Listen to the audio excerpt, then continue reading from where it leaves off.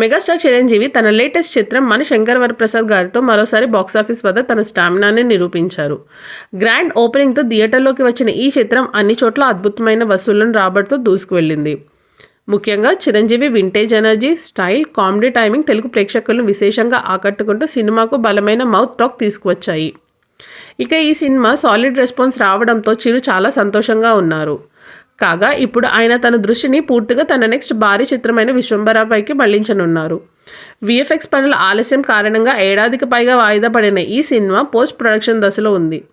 కొంత బ్రేక్ తర్వాత చిరంజీవి స్వయంగా విఎఫ్ఎక్స్ పనులను పర్యవేక్షిస్తూ టీంతో కలిసి వాటిని రీచెక్ చేసి రిలీజ్ డేట్ను ఖరారు చేయాలని ప్లాన్ చేస్తున్నట్లుగా తెలుస్తోంది.